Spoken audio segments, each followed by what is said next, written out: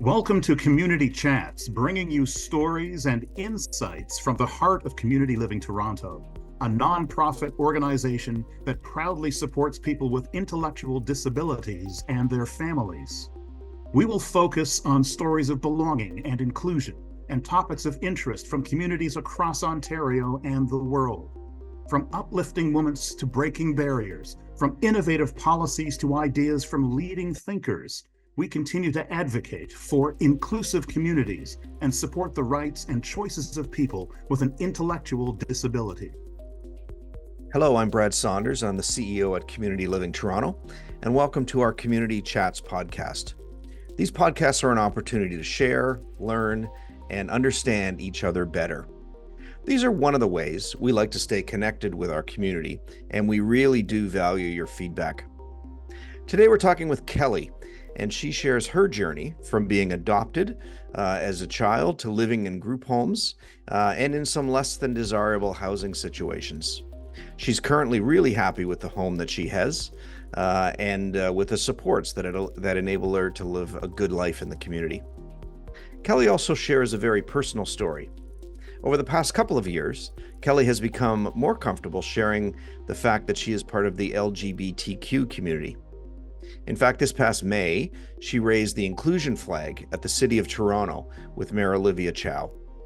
Kelly has a lot to share. We can learn a lot from her. We had a great conversation, and I hope you enjoy it as much as I did. Kelly, good to see you. Good to see you too. Thanks for agreeing to do this podcast. Look forward to having a good conversation for the next number of minutes and learning a little bit about the journey you've been on in the last little bit.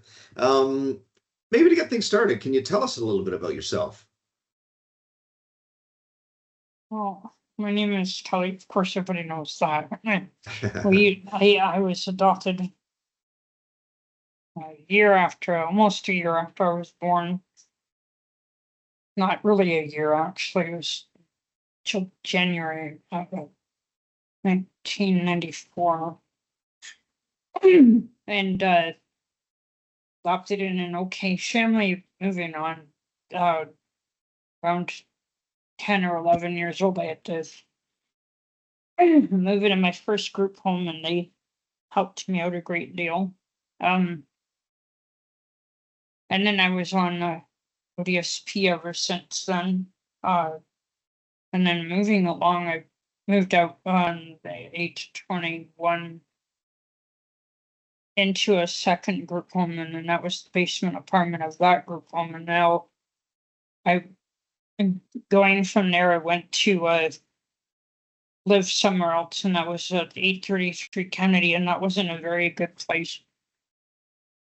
Right, you've talked about that. So you've had a bit of a number of different experiences and different ways of receiving support, and lived in a few different environments. What was your experience of living in different homes and different locations? What was that like for you? Well, it was good. It was a little bit hard, but it was good. The staff were amazing, and they weren't mean. They were very accepting, 100% accepting, extremely loving. Felt like I was their kid. That's good to hear. They were warm and very funny, and they just had a great heart. And they kept me well, and they helped me out, and they brought me up a little bit more, like since the age of 10. And then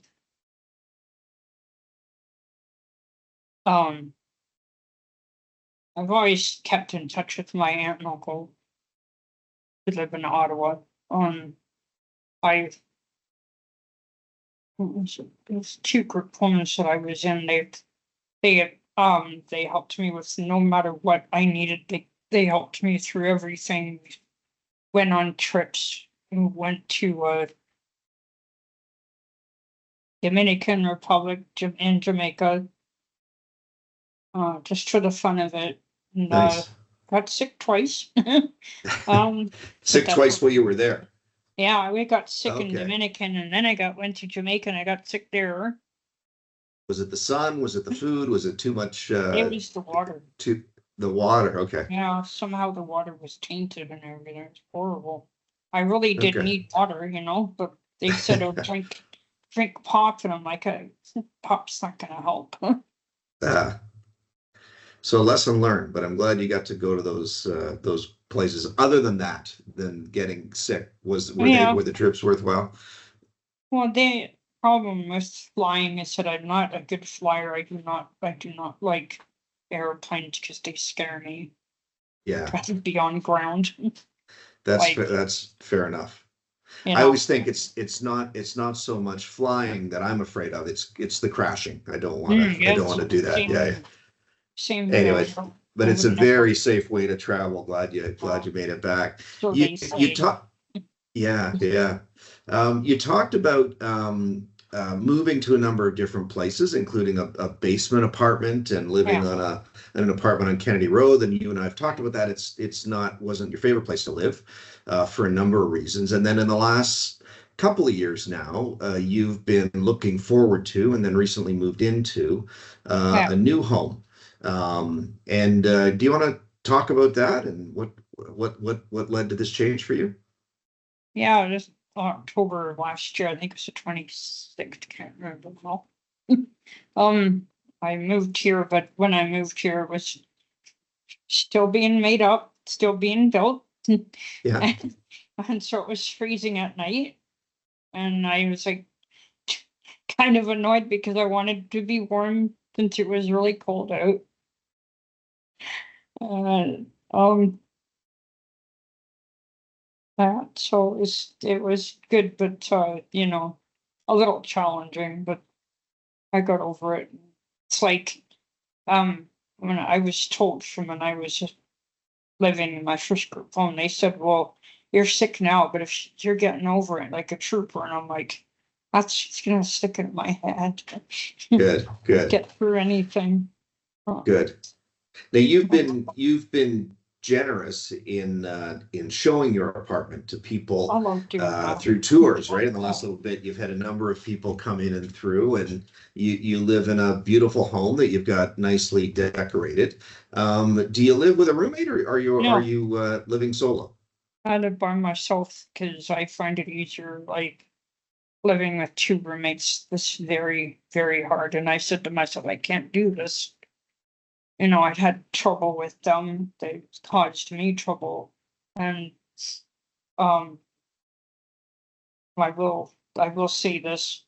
There was one roommate I had, the first roommate I had, they were supposed to clean the apartment. When you have a roommate, you have to clean up this together. You can't just let one do it because it's not right. Yeah, Like it's considered rude. yeah, That's- it can be pretty challenging when you're living with somebody and you've got different standards around what clean is or who does what.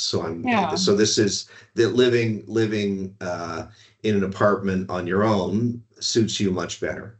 yeah. Well, yeah, but I got staff now to help me clean, which is a lot more different.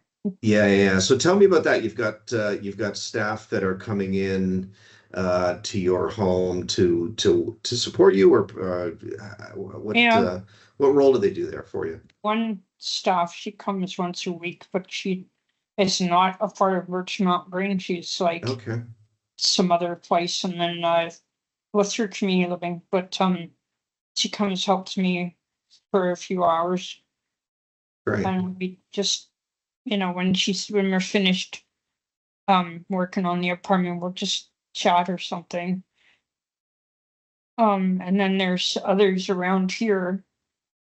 There is a few hubs in this building that has overnight staff, which Right. is very nice.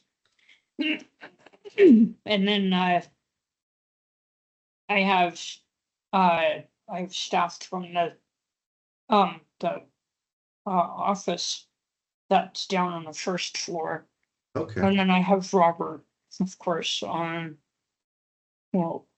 well, yeah, Good. So you feel well supported in your new home. 100%. Yeah, even my aunt and Good. uncle are happy about that too. Oh, good. Your aunt and uncle from Ottawa. Yeah, Great, great. Have they been down to visit yet, or? no, Well, they're in their 70s, and they're like, Okay.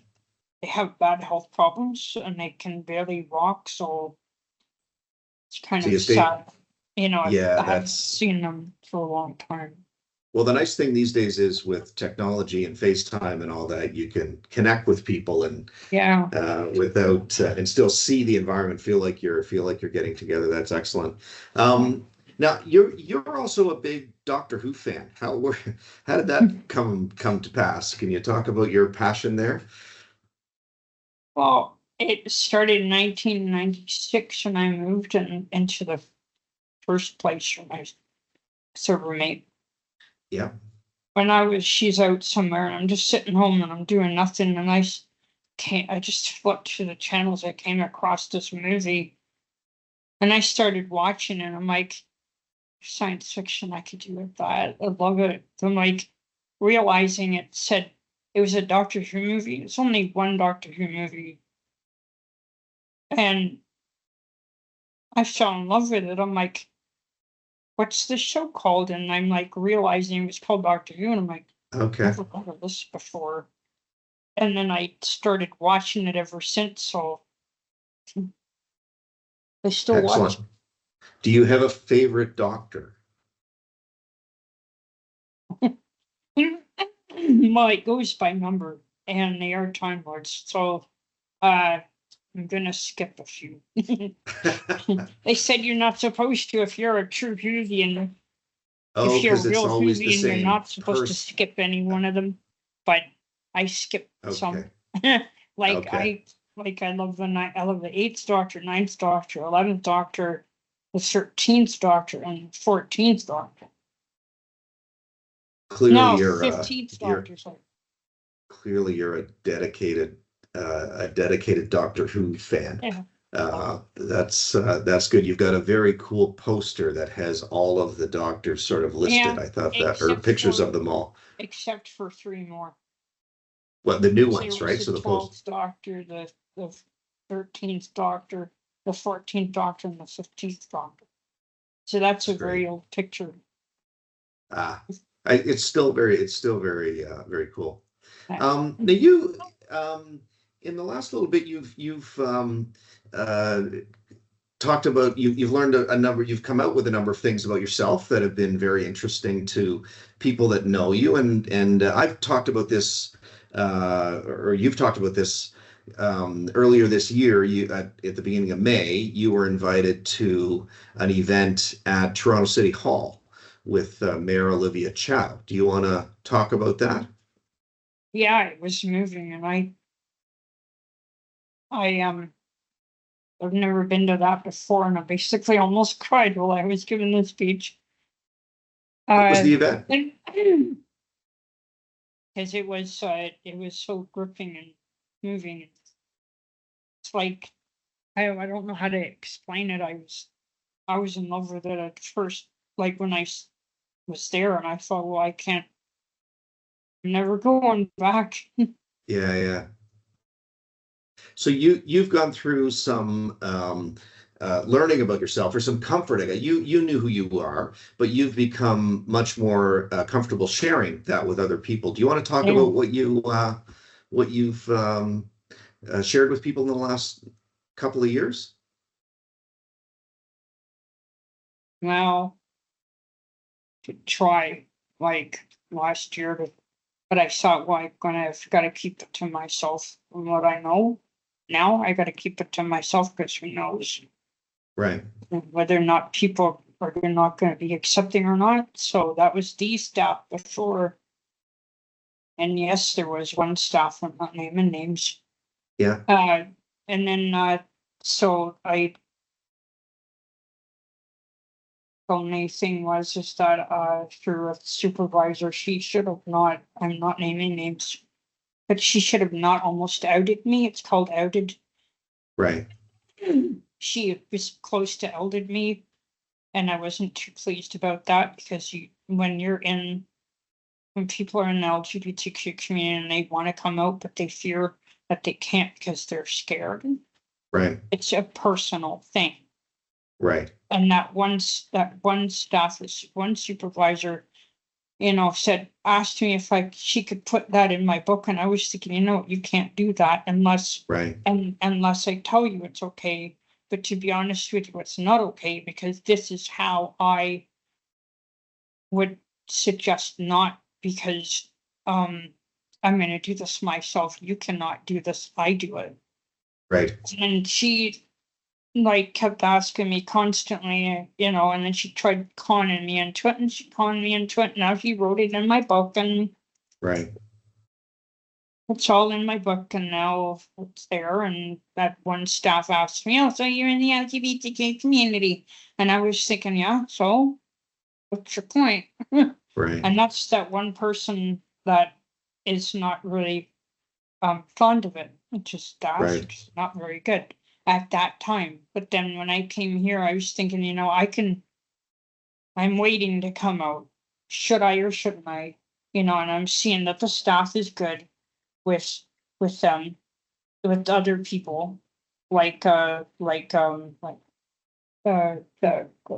Kevin, and she's part of it too. He's very outgoing, and he's they talk to him like a normal person, and I was like, I can do this. I can tell them what's going on, and they'd be accepting, and I know it because I feel it.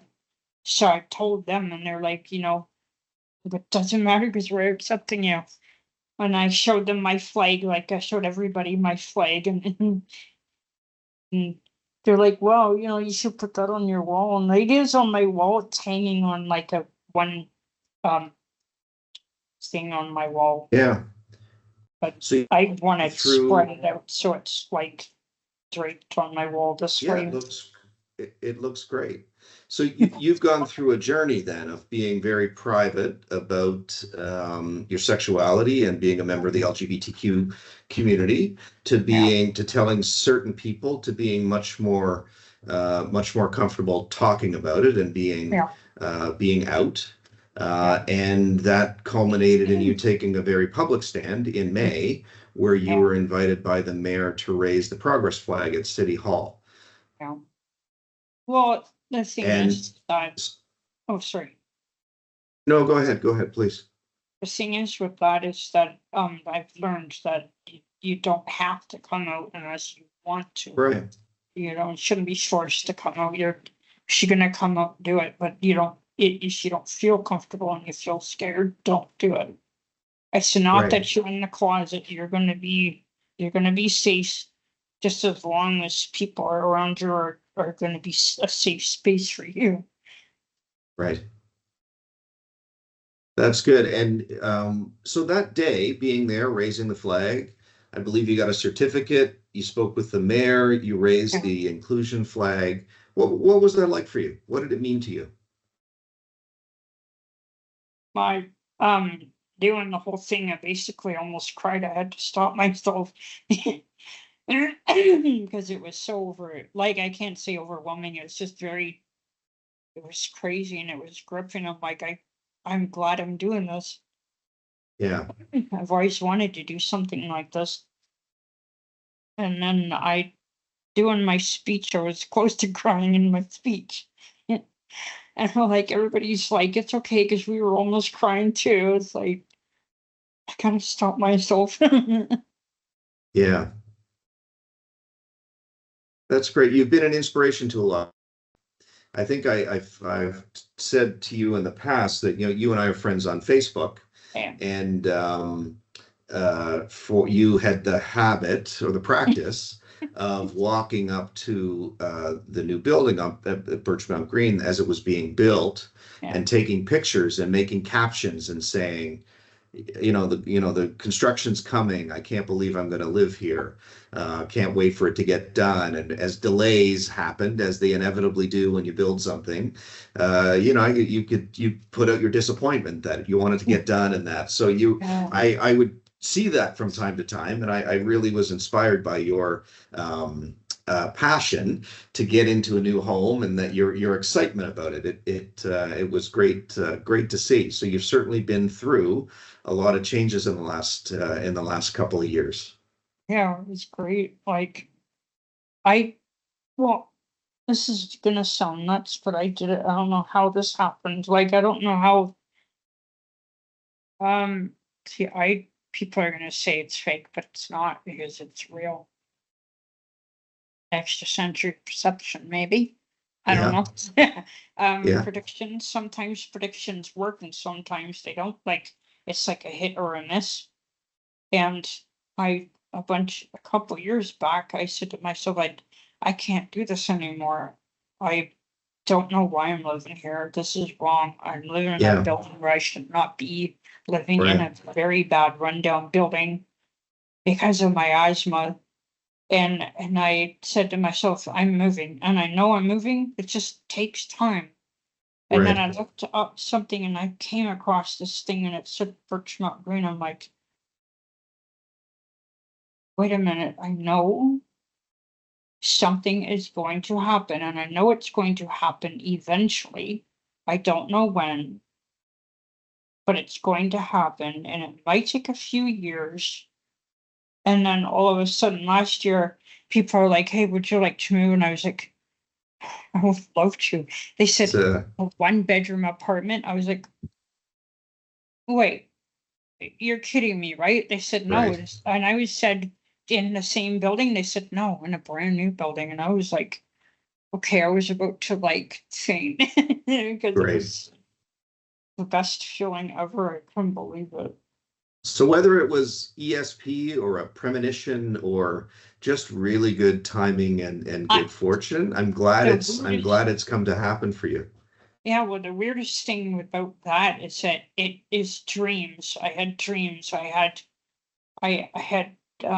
like it's daydreams, I guess. Yeah. And then there was like small little clips here and there. You know how there's like pictures, you know, Right. in your mind, and then there's like um and then there's the feeling, and then there's the like it's like a weight, and it's not enclosed. It's like a big weight, but it's not a bad weight. It's a good weight. Right. You know you're gonna something exciting is gonna happen. I was That's like, great. That's when I great. found out I was gonna move, I was blown away. I'm like, I don't know how to explain it, but I think you're explaining it. I think you're explaining it really well. I, th- I would also say that one of the things that you've shared with us is that you had done a lunch and learn with some of our staff a number of months ago, and Community Living Toronto has been trying to do a better job at diversity and equity and inclusion. And we have a group called the Pride Collective that supports staff who want to be more full and more themselves at work. And you were generous enough to share your story to help staff understand around you don't know, sometimes staff are trying to be supportive and recognize, in your case, recognizing that you were a member of the LGBTQ community, you weren't comfortable at that point being there, but you got there over time. And I think that was really helpful for people to know and understand the impact of some of the things that people do. And sometimes it works out and sometimes it doesn't, but you were very clear on what your journey was.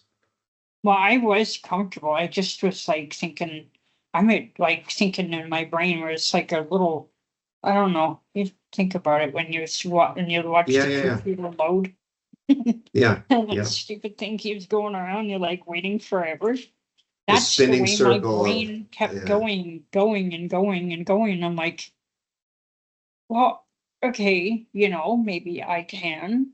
It's okay because it's a safe space. yeah.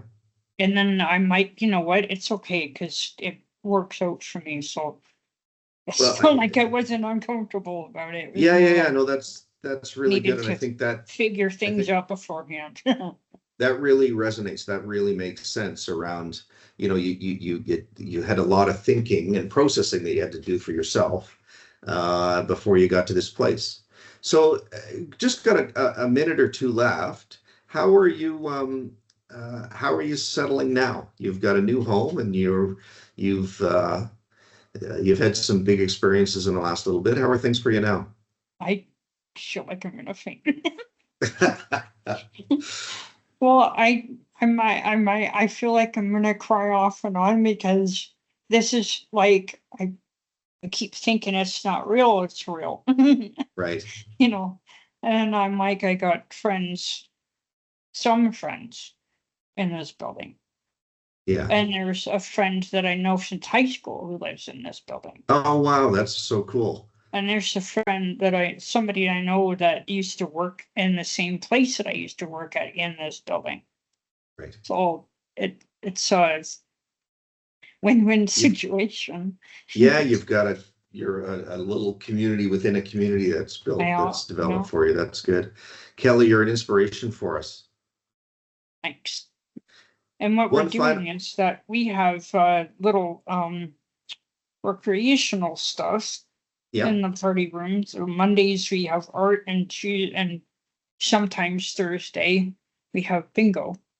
Yeah. And you participated in a lot of those. Yeah, I'm trying to get my artwork. I think I can do it. Okay. You should. I think one of the issues that can come up. Oh, that's beautiful. You made that as part of the activities that you do in the building. That's artwork, yeah. That's but great. I have to sort of do more of it because it doesn't look right. There's like black on the beige, which should not be. Yeah. No, it looks really good. The final question, and I just wanted to make a point. You talked about doing things within the building and having lots of friends, and I know you get out a lot, because one of the downsides of living on your own is that there's a risk of being lonely or a risk of being isolated. And it sounds like that's not you. You've got lots of connections. You're connected with your community. You've got some people that are around to support you, and you're thriving. Yeah, it would seem to me. Great. I'm not lonely. Great. You're not excellent. Got one final question before we sign off. And the question is around belonging. I'd love to hear what belonging means to you. God. I don't know. That's a hard one. Why is it so hard? I don't know. Just the acceptance and love and happiness and wonder and hoping that hoping the best, like something better, even more better than That's great. All right. Kelly, thanks for taking the time today to chat. Really appreciate everything that you've shared with us. You continue to inspire us, and thanks for sharing, and enjoy the rest of your day. Thanks, you too. Thanks. Kelly's optimism is contagious. She is living the life she wants and is a good place, comfortable with where she lives and with who she is. As the building that she's now living in was being constructed, Kelly kept posting pictures of it being built throughout. And as I mentioned in the podcast, she kind of inspired me in our work that we're doing around creating inclusive, nice homes for people to live across the city. Thank you for joining our Community Chats podcast this week. We release a new edition on the 15th and 30th of each month, so please subscribe and keep up to date. Thanks for joining, and see you next time. Don't forget to join us next time as we unpack the power of community through collaborative initiatives and shared experiences. Available on Buzzsprout, Spotify, Audible, and YouTube. Follow us on social media at CL Toronto. Let's chat, share, and spread those good vibes together. We hope these discussions will inspire you and give new ideas to add your voice to our mission of making our communities and neighborhoods inclusive and welcoming.